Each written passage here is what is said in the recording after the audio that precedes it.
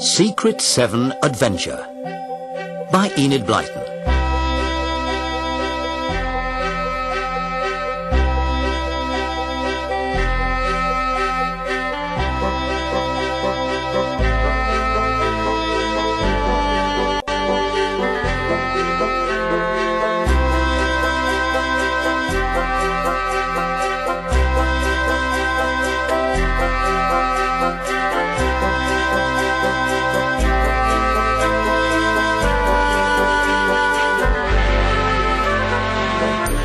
The Secret 7 was having its usual weekly meeting in the old shed at the bottom of the garden belonging to Peter and Janet. They were in the shed waiting. On a plate lay 7 ginger biscuits. There was also one big dog biscuit for Scamper, their golden spaniel. Here come the others. Yes, Colin, George, Barbara, Pam and Jack. And you and I make the 7. Sorry, Scamper, but you're not a member.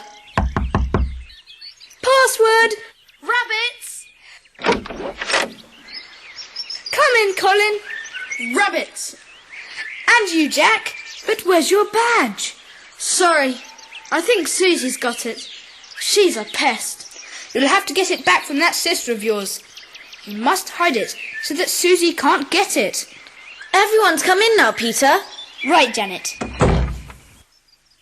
Now, has anyone anything exciting to report?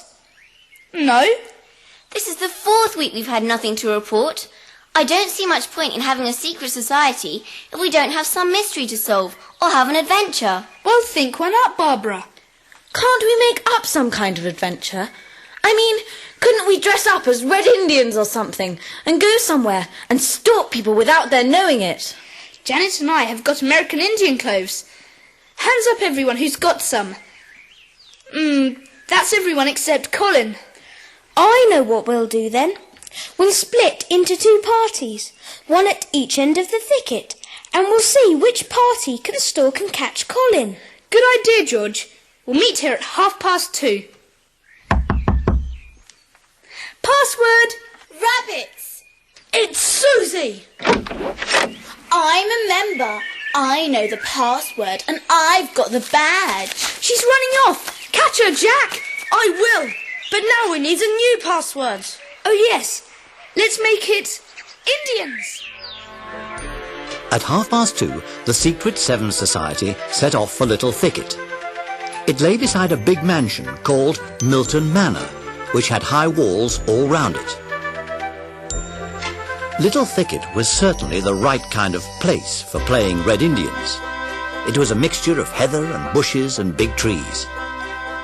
When they got there, Peter gave the signal.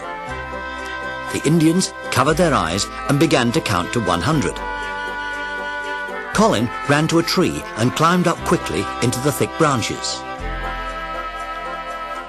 When the counting was up, 6 Red Indians began to spread out and worm their way silently through the undergrowth.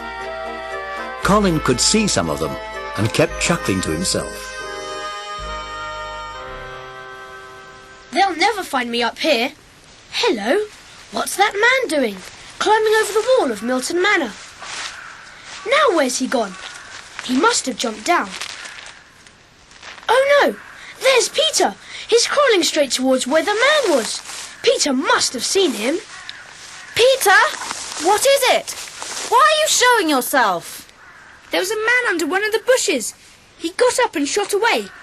Anyone see where he went? I haven't seen him at all. Fancy, 6 of us hidden in the thicket and not one of us saw the man run off. Well, the game's finished for this afternoon. We'll call Colin. Colin, come out! The game's over! Where are you? Colin! Colin! Don't be funny, Colin. We want to go. He must have escaped us and gone home. Well, we'll go too. We can't find the man, and I don't know I want to either. He looked a nasty bit of work to me. Colin didn't show himself for a very good reason. He was much too frightened. The man had climbed the same tree that Colin was in and was sitting on the branch just beneath him.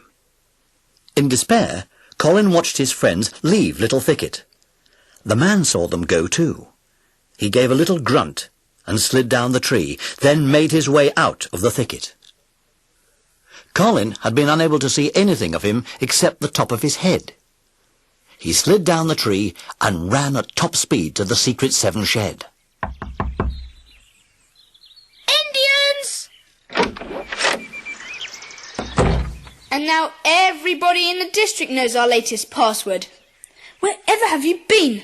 We yelled and yelled for you. I heard you. I'm sorry I shouted out the password, but I've got some news. What?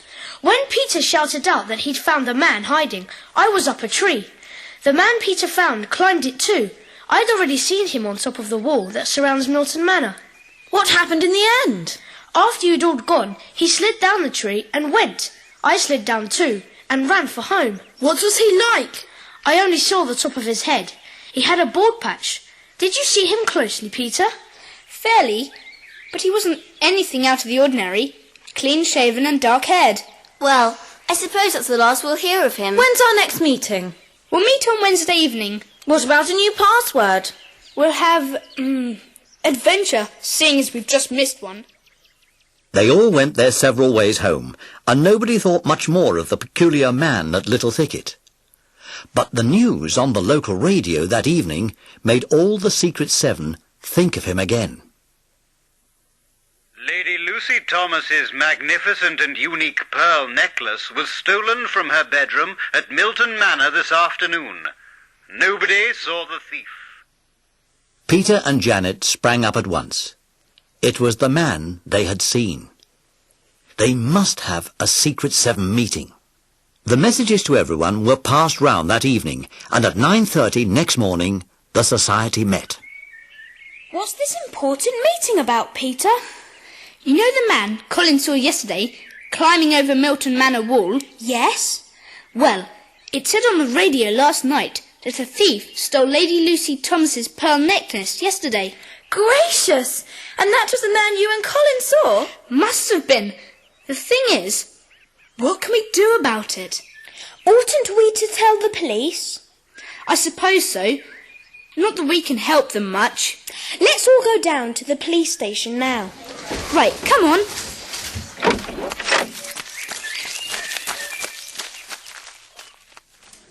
Hello, the Secret Seven again. What brings you in here? Good morning, Inspector. We came to say we saw the thief climb over the wall of Milton Manor yesterday. Did you indeed? Can you describe him?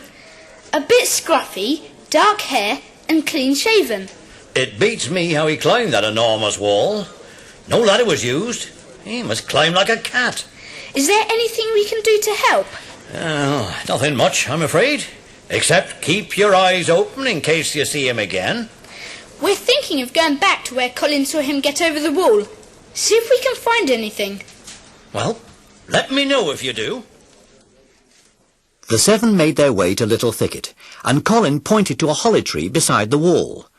He was sure that was where he had seen the man get over. The seven stood and gazed up at the wall. It was at least 10 or 11 feet high. How could anyone climb a sheer wall like that without even a ladder? They searched around for clues, and Pam found a deep mark in the ground where the man must have landed. But they couldn't make out what it was. Peter knew the gardener at Milton Manor, and decided that he would go and ask him if they could have a look inside the wall. He was working in the front garden, and Peter gave him a shout. Hey, John! Could we come in and look around? We saw the thief climb over the wall, and the police inspector has asked us to keep our eyes open. Aye, if I come with you. Thanks. Where's the spot? Just here. You can see the top of the holly tree. No footprints. What are these round marks? Funny, aren't they? Round and regular, about 3 inches across. What could have made these